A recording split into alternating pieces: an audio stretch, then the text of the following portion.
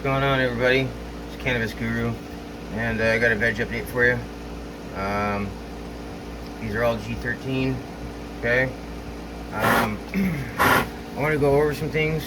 I had somebody tell me that I had a nitrogen deficiency, okay, and that's incorrect. It has a CalMag deficiency, mainly magnesium. So, see those purple veins? That's what tells you you got a CalMag deficiency or magnesium, as well as the blotchiness. You see the starting to get some rust spots on them. Okay. This over here, this plant had a CalMag deficiency, and she's coming around, as you can see. Okay. I increased the CalMag dosage, and I increased the Newt dosage, just to try that and see, how these plants handle it.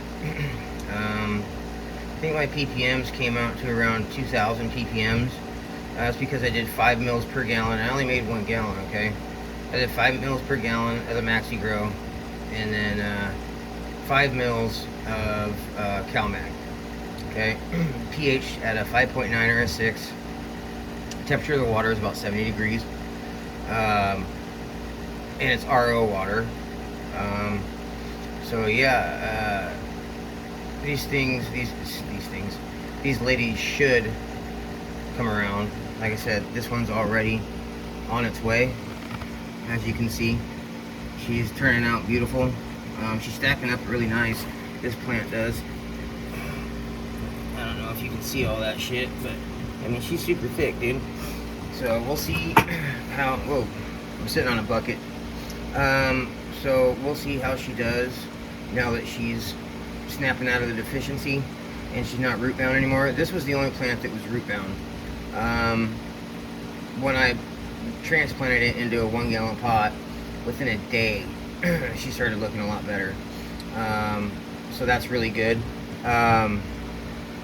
So I'm happy with this one so far. Okay, that plant right there, also a CalMag deficiency. Looks like mainly magnesium. All right, but I'll give it. I don't have any Epsom salt, so I need to get some. So yeah, because if you give plants that just have a magnesium deficiency and you give them CalMag, you can burn your plant. So you gotta be careful. But these two plants right here have CalMag deficiency. This one had a CalMag deficiency. Like I said, I gave this one CalMag as well, but that's just because I didn't have any Epsom salt. I'm hoping things work out with the dose that I gave them. I hope they're not gonna burn.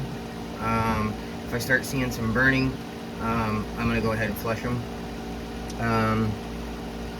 But we should be okay, because it was just 5 mils per gallon, and I just did 5 mils. I did 3 prior feeding, so I figured it was time to go ahead and bump them up. Plus, I needed the nitrogen, I needed the CalMag and all that stuff to snap these plants out of it. So I don't want to run into a nitrogen deficiency, so I have to make the dose higher and go with the higher dose that it says on the bottle, or on the package. So excuse me. So we'll see how they do.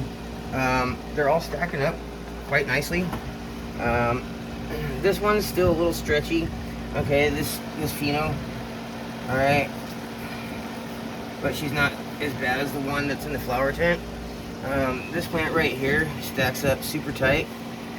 Okay, look at that.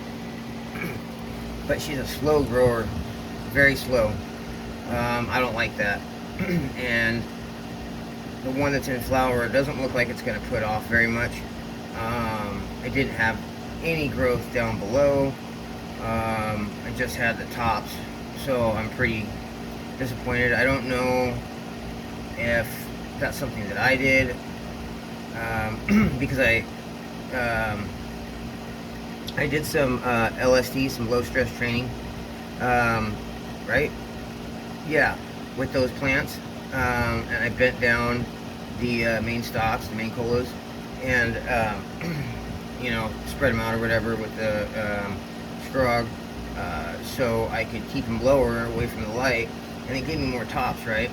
But the development was just garbage. So I'm wondering if that's because I spread it out, did some LST. That may be the reason.